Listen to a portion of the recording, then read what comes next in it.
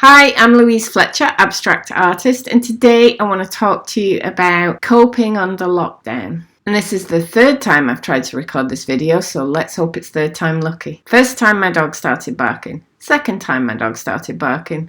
Third time I've moved where my dog isn't. I sometimes listen to a podcast called Life Coach School with Brooke Castillo, and the other day she used a term I had not heard before, but which I found really appropriate. The term was pre-traumatic stress syndrome, which she described as the state of permanent fear about something that might happen in the future. I think we can all recognize that feeling at the moment. Now, you've probably heard the analogy that if we are being chased by a tiger, our body's fight or flight response kicks in and we know how to run away. But what happens when the tiger is something we can't see? And what happens when we don't even know if it's ever going to come? And if it does come, if it will be vicious or just a friendly tiger? And what happens if on top of that, our daily lives are suddenly upended? All the routines that made us feel comfortable are gone, and we have to find new ways of doing things. In that situation, we feel an ongoing and continual level of stress and or anxiety. And that is pre-traumatic stress syndrome. I believe this is what we are all now experiencing to some extent or another. Many of us careen from okay to exhausted to despairing to okay to terrified and back again, and we do it so many times in 1 week. That cannot be good for our physical or mental health. But it also puts a real downer on our creativity, and as artists, we really need that. It puts a downer on it because all our mental energy is going either on rearranging the facts of our daily life to keep everything running, or worrying and stressing about what might or might not happen in the future. I know I don't do well living like this. If I let myself be in this state for too long, I get lethargic, I get depressed, I get anxious, I even get physically ill. So I've done some things to improve my mental state, and I thought it might be helpful to share them. I do not claim to be an expert. I do not claim to have answers. These are just things that seem to be working well for me, and so I thought it was worth sharing. I did write them in my newsletter, but many of you don't get my newsletter, so I thought this would be a good idea. So here they are in no particular order. I've changed the way I start my day. I used to open up the online newspaper, get my coffee and breakfast and read the news, and I used to really enjoy that. Now it's not enjoyable. And so I start my day listening to music, I look at my art-related Facebook groups, and I find the creativity there really inspiring. Number 2, I rarely check the news. If something big happens, someone will tell me. The news media has a vested interest in making sure that we are all scared so that we keep clicking and or watching, and I just don't want to play. Number 3, I spent some time educating myself on the statistics of the disease in countries that are further along than England, and learning how many people get infected, how many of those people actually get severely ill, small percentage, how many of the severely ill don't make it, even smaller percentage. And I do not say that to minimize the pain to anyone who's suffering a loss as a result of this virus, but I find it helpful to put it into perspective. This is not the Black Death. The reason we are being asked to stay inside is not because if we go outside we will die.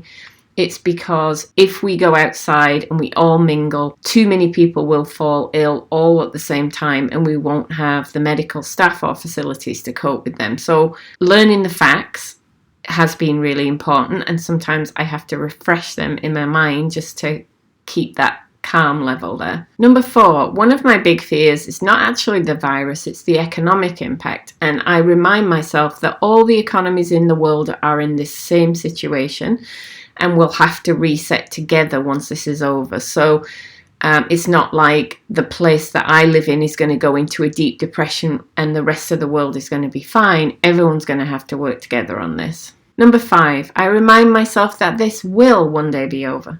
Number 6, I look for positives and remind myself of things to be grateful for. This is so important. We all have those, no matter how dire our circumstances.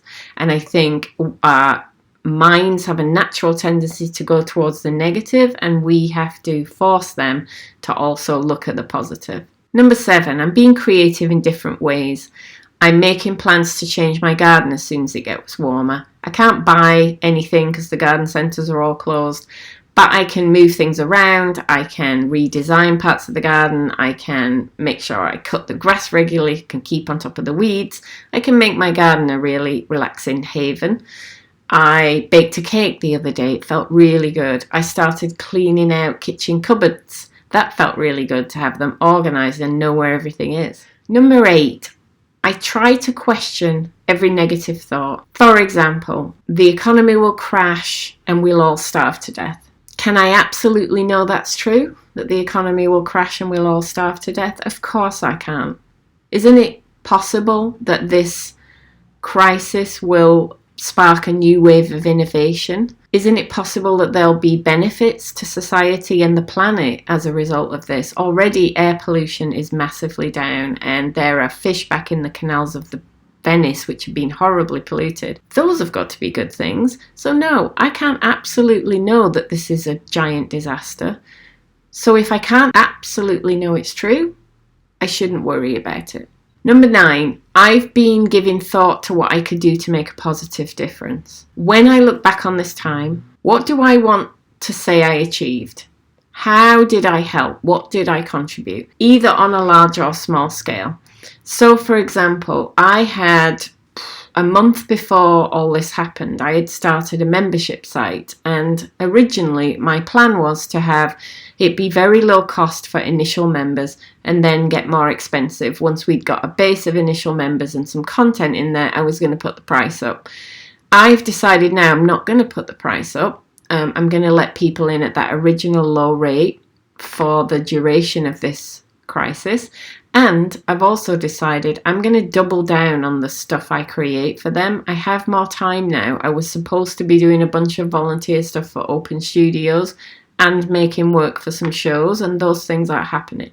So I'm going to double down on making that community amazing. I'm going to create more content. I'm going to be in the group more often. I'm just going to make it an amazing place to be. I'm going to take care of people that I love. I'm going to put time and effort into that. I want that to be a legacy of this time. And I have creative work that I want to come out of this time, which I'll talk about. But just focusing on those positive things that I can do, that's making a big difference. And in a similar vein, number 10, I've been thinking practically about my economic situation.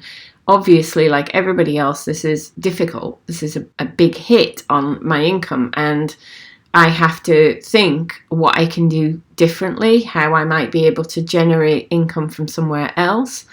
I have to make plans and prepare for things not to have been the way I expected them to be. And just the positive action of doing that is keeping my mind focused on something that I can do that makes a difference positively rather than on something negative. And number 11, lastly and most of all, I've been finding ways to be creative, new ways to be creative. I'm sure many of you can empathise with this. For the first few weeks of this crisis, before the lockdown, but when we knew how serious it was, I was really struggling with motivation. I was working on a large series of paintings, all on the same theme, and I no longer felt connected either to the paintings or to the theme, because life had changed. I had changed.